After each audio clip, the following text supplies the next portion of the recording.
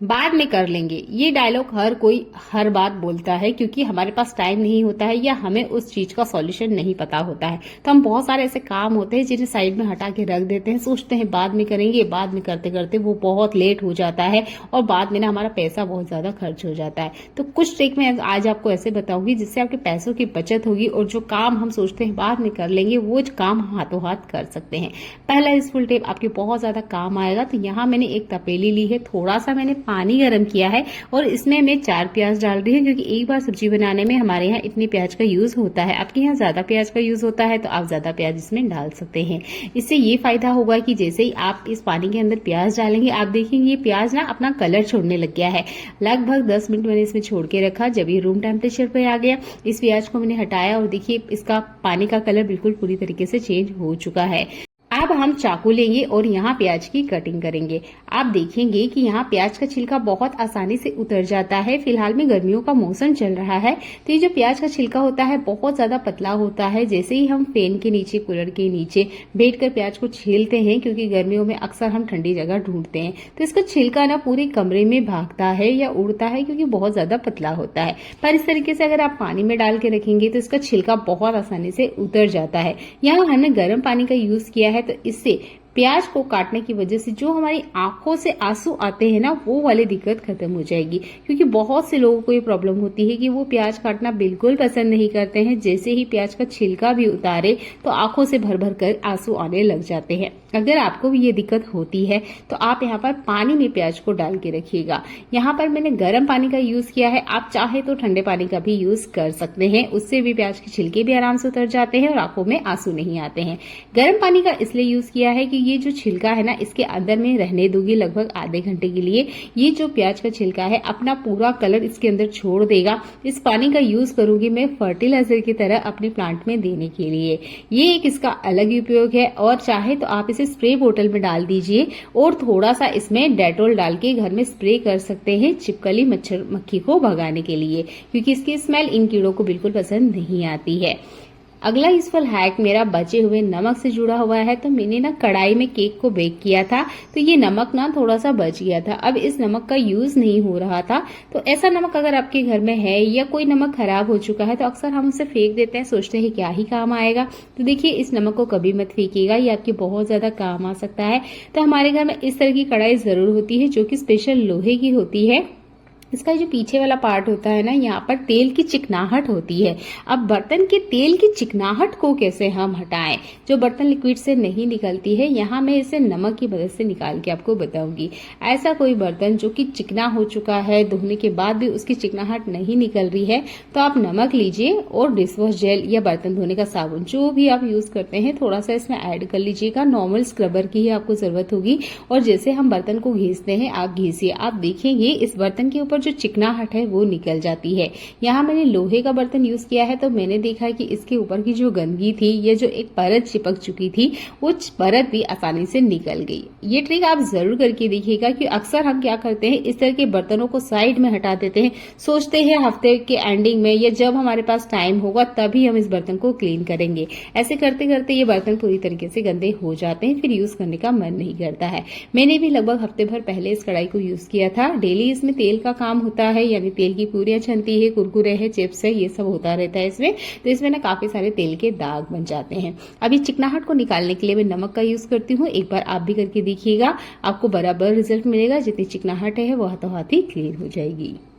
Newspaper पढ़ने के बाद अक्सर हम इसका यूज नहीं करते हैं, रद्दी में बेच देते हैं। पर इस बारिश के सीजन में आप न्यूज़पेपर को गलती से मत बेचिएगा, ये आपके बहुत ज्यादा काम आएगा। घर की क्लीनिंग तो ये करता ही है, इसके अलावा भी इसके बहुत सारे यूजेस हैं। तो मैंने काफी सारी वीडियो इससे पहले अपलोड कर रखी है, तो एक बार चैनल को विजिट कीजिएगा। मैंने यहाँ थोड़ा सा पेपर इस तरीके से फाड़ लिया है। अब मैं क्या करूंगी, यहाँ पर ना छोटे छोटे से बॉल्स बनाऊंगी। आपने देखा होगा ये जो पेपर होता है ये अच्छे से मॉइस्चर को लॉक करता है, यानी कि जहाँ पे भी नमी है बारिश के सीजन में उस एरिया में आप इस तरीके से बॉल बना के रख दीजिएगा। आप देखेंगे वहां से नमी हट जाती है और जो सीलन वाली स्मेल आती है ना वो भी निकल जाती है। तो न्यूज़पेपर की बॉल्स बनाकर आप घर के कोने में या किसी भी ऐसी जगह रख सकते हैं जहां आपको लगती है कि सीलन की स्मेल आएगी। चलिए इस बॉल का एक यूज करके मैं आपको बता रही हूँ जो आपके बहुत ज्यादा काम आएगा। तो जैसे ही बारिश का मौसम आते हैं, हमारे घर में लहसुन हो, प्याज हो, ये सब ना अपने आप से ग्रो करने लग जाते हैं। इसके साथ ही कुछ प्याज ऐसा होता है जो पड़े पड़े खराब हो जाता है। देखिए मैंने भी इस टोकनी को हफ्ते भर पहले देखा था, इसमें एक प्याज है जो कि सड़ चुका है। तो कोशिश कीजिएगा हफ्ते 2 हफ्ते की गैप में आप प्याज को चेक करते रहें। अगर आपके पास बिल्कुल टाइम नहीं रहता है कि हम इस तरह से कोई प्रोसेस को दोहराएं, तो आप ना एक ट्रिक का यूज कर सकते हैं कि प्याज आपने जिस भी टोकनी वगैरह या जिस भी कंटेनर में रखा हो वो जालीदार हो, उसके साथ आप इस तरीके से बॉल्स बनाइए पेपर की और इसके बीच में रख दीजिएगा। यहाँ पर आप न्यूज़पेपर को भी यूज करेंगे तो आपको सबसे अच्छा रिजल्ट मिलेगा। आप चाहे तो टिश्यू पेपर का यूज कर सकते हैं, वो भी मॉइस्चर को लॉक करता है, पर जो न्यूज़पेपर होता है वो ज्यादा अच्छे से काम करता है।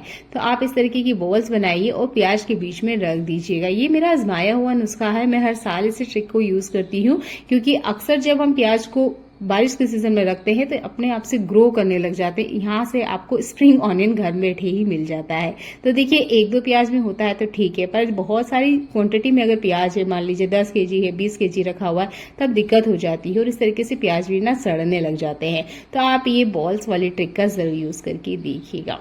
अगला यूजफुल हैक मेरा हरे धनिया या पुदीना से जुड़ा हुआ है। फिलहाल में काफी गर्मी है तो हम क्या सोचते हैं कि जो पुदीना है या हरा धनिया है या हरी मेथी है, हम क्या करें, इसे धूप में सुखा लें, उसके बाद में कंटेनर में भर के रखें।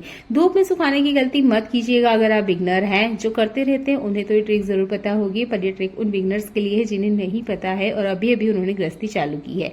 तो आप ना इन्हें धूप में मत डालिएगा, इन्हें आप सेमी सेट में रखिएगा। जब ये सूख जाए उसके बाद में कंटेनर में भर के रखिएगा, रंग बरकरार रहता है। हमारे घर में कुछ थर्माकोल के इस तरह के टुकड़े अक्सर बिखरे रहते हैं जिसका हम यूज नहीं करते हैं, सोचते हैं बेकार टुकड़े हैं, और ज्यादातर तो ये मुझे कचरे या डस्टबिन में ही नजर आते हैं क्योंकि इसका कोई किसी तरीके से यूज करता ही नहीं है। इससे पहले भी मैंने एक वीडियो बनाई थी जिसमें मैंने पेट्रोल में इसे गला के आपको एक स्ट्रॉन्ग वाला फेविक्विक जैसा, या आप बोल सकते हैं एक स्ट्रॉन्ग गम बना के मैंने आपको बताया था, जो कि चप्पल, जूते, पत्थर तक को चिपका देता है। तो कभी भी थर्माकोल के टुकड़े को मत फेंकिएगा। आप चाहे तो घर बैठे ही अच्छे से एक गम बना के रेडी कर सकते हैं, बस उसे किसी टाइट कंटेनर में भर के रखिएगा। यहाँ हमें डबल साइडेड टेप लेनी है, थर्माकोल के टुकड़े पे इस तरीके से लगा देनी है। आप किसी वॉल को आप डिसाइड कर लीजिएगा या किसी हाइडन जगह पे भी आप इसे लगा सकते हैं। तो मैं आपको भी दिखा रही हूँ तो इसलिए मैंने फ्रंट वाली टाइल्स पे इसे लगा के दिखाया। इस तरीके से आप चिपकाएंगे, आराम से चिपक जाता है। जो कलर की हुई दीवार होती है उस पर मत लगाइएगा, नहीं तो डबल टेप के साथ ही कलर भी बाहर आ जाता है। टाइल्स वगैरह पे ही आप लगाइएगा। देखिए हम महिलाओं के साथ जब भी हम क्लीनिंग करते हैं ना कुछ चीजें हमें जरूर मिलती है। जैसे आज मैंने सफाई करी तो मुझे 2 ऑल पिन मिली। अब इसे रखने के लिए मैं इसका कंटेनर ढूंढ रही थी, टाइम पे मिलता नहीं है, हम इधर उधर घर में ढूंढते रहते हैं। तो इस तरह की कोई भी छोटी चीज जो आपको क्लीनिंग के टाइम मिल रही है, जैसे कि ये ऑल पिन है, ये कील है, ये चीजें अक्सर हम महिलाओं को ना घर की क्लीनिंग करते वक्त मिलती है। कहीं गलती से गिर जाती है तो कहीं हमारे हाथों से रखने में आ जाती है। एक और चीज है जो हमें क्लीनिंग के टाइम पे मिलती है, वो है ये सेफ्टी पिन। टाइम पे तो ये हमें कभी नहीं मिलती है, पर हाँ ये इधर उधर घर में जरूर हमें मिल जाती है। तो थर्माकोल के इस तरीके से 3-4 टुकड़ों को आप घर के कोने कोने में लगा दीजिएगा। हाइडन जगह पे लगाइएगा, किसी की नजर ना आए, सिर्फ आपको ही पता हो। और जब इस तरह की कोई भी छोटी तिकोनी चीज आपको मिलती है आप इसमें लगा दीजिएगा। और मेरे घर में 2-3 शैतान बच्चे हैं जो कि इस तरीके के काम करते रहते हैं, चीजों को यूज करते हैं फिर इधर उधर रख देते हैं। क्लीनिंग के टाइम ये मुझे मिलती है, तब मैं थर्माकोल के छोटे से टुकड़े का यूज करती हूँ और रखने में आसान होता है। अगला यूजफुल हैक मेरा मलाई से जुड़ा हुआ है। आप भी मलाई से घी बनाते हैं तो ये ट्रिक आपकी बहुत ज्यादा काम आएगी। देखिए हर घर में मिक्सर का यूज नहीं किया जाता है, काफी सारे घरों में हाथों से ही मलाई निकाल जाती है। तो मैं भी चम्मच की मदद से ही मलाई निकालती हूँ। अगर आप भी इस ट्रिक का यूज करते हैं तो एक बात का जरूर ध्यान रखें कि जो चमचा है इसे आपने कंटिन्यू एक ही क्लॉकवाइज में चलाना है। बहुत बार हम क्या करते हैं, एक गलती हो जाती है, कभी एंटी क्लॉकवाइज चलाते हैं, कभी क्लॉकवाइज चलाते हैं। इससे क्या होता है कि मक्खन जल्दी नहीं निकलता है, निकलेगा तो तब भी जब आप क्लॉकवाइज या एंटी क्लॉकवाइज दोनों तरफ घुमाएंगे ना, तब भी मक्खन तो निकल ही आएगा। पर एक ही साइड में जब आप कंटिन्यू चलाएंगे ना तो जल्दी निकलेगा। जो टाइम 10 मिनट का है वो 5 मिनट में ही आपका काम हो जाएगा। क्योंकि महिलाओं को अक्सर सबसे ज्यादा खुशी तभी होती है जब वो अपने हाथों से घी बनाती है, क्योंकि इस खुशी को किसी से कंपेयर नहीं किया जा सकता। हम हमारे हाथों से घर पे ही बनाते हैं तो इसमें किसी तरह की कोई मिलावट नहीं होती है। घी बनाते वक्त अक्सर एक दिक्कत होती है कि हम लोग ना दूसरे काम भी अटेंड करते हैं। ऐसा नहीं है कि घी बनाने के लिए हम खड़े हैं तो 15-20 मिनट का टाइम कंटिन्यू हम गैस के पास ही खड़े रहे। हम क्या करते हैं, इसके बीच में सोचते हैं दूसरा काम कर ले। अब इसमें क्या होता है कि घी है ये उफन के बाहर आ जाता है, क्योंकि इसमें बबल्स बनते रहते हैं तब आप चम्मच का यूज कर सकते हैं। घी बनाते वक्त बीच में चम्मच डाल दीजिएगा। वैसे तो मैं यहाँ पे खड़ी ही हूँ, मैं घी बनाते वक्त कभी किचन में से नहीं जाती हूँ, तो अभी तो मैंने इसके अंदर चम्मच नहीं डाला है। आप चाहे तो चम्मच डाल सकते हैं। घी उफन के बाहर नहीं आता और तिड़कता भी बिल्कुल नहीं है। चाहे तो आप यहाँ चमचे को भी इसके अंदर डाल सकते हैं, इससे भी घी उफन के बाहर नहीं आता है। तो उम्मीद करती हूँ चम्मच और चमचे वाला दोनों ही ट्रिक आप यूज करेंगे जब भी आप घी बनाते हैं, क्योंकि घी बनाने की जो खुशी होती है वो किसी से कंपेयर नहीं की जा सकती। चलिए एक और ट्रिक बताती हूँ जो आज आपके सबसे ज्यादा काम आने वाले हैं। तो यहाँ पर मैंने लिया है बर्तन लिक्विड। आप यहाँ पे बर्तन धोने का साबुन भी ले सकते हैं। इसके बाद में एक चीज हम इसके अंदर ऐड करेंगे, ये है मीठा सोडा। मीठा सोडा किसी भी सरफेस के ऊपर जमी हुई गंदगी को निकालने के लिए सबसे बेस्ट है, तो आप यहाँ मीठा सोडे का ही यूज कीजिएगा। इसके बाद में एक और चीज मैं आपको बता रही हूँ, वो ऐड कीजिएगा। ये है हमारा व्हाइट विनेगर, जो कि चाइनीज खाने में यूज होता है। कोशिश कीजिएगा आपने यहाँ पानी ऐड नहीं करना है, क्योंकि ये जो सॉल्यूशन मैंने आपको बना के रेडी किया है ना, ये आपके बहुत ज्यादा काम आएगा। तो यहाँ पर मैंने तीनों चीजों को ऐड किया है। अब आप देखेंगे बढ़िया से अच्छा सा रिएक्शन होता है। अच्छा, आपने ये सॉल्यूशन तभी बनानी है जब आपने इसका यूज करना है, उससे पहले बना के मत रखिएगा। नहीं तो क्या होता है, कुछ टाइम बाद में जो रिएक्शन है ना, ये बिल्कुल ही जमीन में बैठ जाएगा, यानी बिल्कुल ही तले में बैठ जाएगा। इसका यूज करने वाली हूँ आज मैं बर्तन जाली के ऊपर। इस बर्तन जाली को मैंने 2 साल से क्लीन नहीं किया हुआ है। कारण है क्योंकि इस तरीके से ऊपर लगी हुई थी कि ना मेरा वहां हाथ जा रहा था, ना ही मैं चेयर लगा के वहां पे क्लीन कर पा रही थी। तो घर में अभी थोड़ा सा कंस्ट्रक्शन का काम चला है, तो ये जाली ना निकाली गई है। अब इस जाली को देख के बिल्कुल मन नहीं हो रहा था कि इसे फिर से हम यूज करें, क्योंकि ये पूरी तरीके से खराब हो चुकी थी, जंग लग चुका था। अब इसे क्लीन तो करना ही था, तो मैंने इस सॉल्यूशन को बनाया और इससे बस हल्का सा इसके ऊपर फैला दिया। पहले आपने सॉल्यूशन को अच्छे से इस जाली के ऊपर फैला देना है। पहले स्क्रबिंग नहीं करना है, 5 मिनट के लिए छोड़ दीजिएगा। फिर थोड़े से पानी के आप छींटे इस पे लगाइएगा। आप देखेंगे ये जो सॉल्यूशन हमने बना के रेडी किया है ना, कितना भी कड़ा जंग क्यों ना हो स्टील के ऊपर, वो हाथों हाथ आपको निकाल के बताएगा। तो बस इस सॉल्यूशन को मैंने इस तरीके से अप्लाई किया, कुछ देर के लिए छोड़ दिया, स्टील स्क्रब लिया और अच्छे से स्क्रबिंग करी। अभी आप देख सकते हैं जाली को बहुत बुरी हालत है, इसका जंग निकलने का नाम नहीं लेता है। ज्यादातर लोग इस तरह की जाली का यूज करेंगे ही नहीं, सोचेंगे ये तो खराब हो चुकी है और बदल देते हैं। मैंने भी सोचा चलो इसे बदल ही देते हैं, पर मैंने सोचा चलिए एक ट्रिक तो हम लगा के देखते हैं, अगर ये क्लीन हो गया तो यूज कर लेंगे, नहीं हुई तो इसे फेंकना तो है ही। तो देखिए मैंने इस सॉल्यूशन को बनाया, अच्छे से मैंने इसके ऊपर अप्लाई किया और इसके बाद में मैंने स्टील स्क्रब का जरूर यूज किया है। आप चाहे तो ग्रीन स्क्रब का यूज कर सकते हैं, पर इसमें जो जंग के दाग है ना, वो स्टील स्क्रब से बहुत आसानी से निकल जाते हैं।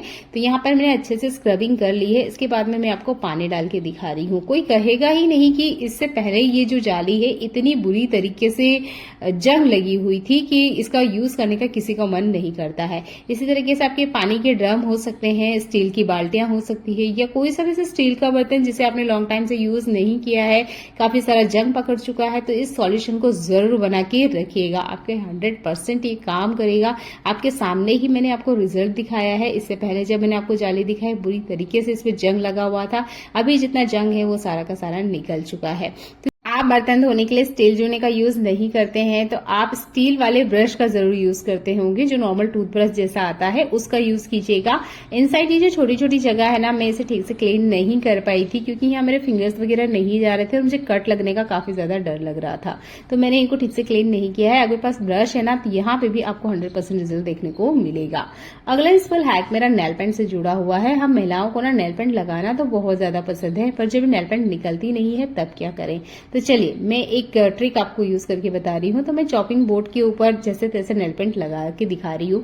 आपके कपड़े पे हो सकता है ये नेल पेंट लग जाए, या किसी भी सरफेस पे जहां नेल पेंट गिर जाता है, या टाइल्स वगैरह पे, तो आप इस ट्रिक का यूज कर सकते हैं। नेल पेंट को सूखने के लिए छोड़ देते हैं पहले। अभी सूख गया है, अब हमने यूज करना है यहाँ पर कोई सा भी परफ्यूम, जो भी आप यूज करते हैं वो परफ्यूम लीजिए, इसके ऊपर स्प्रे कीजिए। कोई सा भी आप कपड़ा लीजिए, आप टिश्यू पेपर भी यहाँ यूज कर सकते हैं, न्यूज पेपर भी यूज कर सकते हैं, और बस इसे वाइप कर दीजिए। अब आप देखेंगे कि इसके ऊपर नेल पेंट का दाग था, ये पता तक भी नहीं चलेगा। किसी भी सरफेस पे नेल पेंट गिर जाती है, वो कपड़ा हो, लकड़ी हो, या स्टील की सरफेस हो या इस तरीके से कोई सी भी सरफेस हो, सब जगह से नेल पेंट निकालने का सबसे आसान ट्रिक है। मैं अगेन आपको नाखून पे करके दिखा रही हूँ। बस इस तरीके से आपने परफ्यूम को लगाना है। एक कपड़ा लीजिए, हल्के से मलिए और ये देखिए नेल पेंट ना हाथों हाथ निकल जाती है। तो नेल पेंट निकालने के लिए आप परफ्यूम का बिल्कुल यूज कर सकते हैं। नेल पेंट आराम से निकल जाती है। उम्मीद करती हूँ आज की यूजफुल हैक आपको पसंद आए होंगे। पसंद आते हैं तो वीडियो को लाइक और शेयर कर दीजिएगा। चैनल पर पहली बार आए तो चैनल को सब्सक्राइब कर लीजिएगा। ऐसी यूजफुल वीडियो मैं आपके लिए लेकर आती रहती हूँ जो आपके घर और किचन के काम को आसान बनाती है। चैनल पे आ ही गए तो चैनल को एक बार जरूर विजिट कीजिएगा। देखने के लिए आपका बहुत सारा धन्यवाद।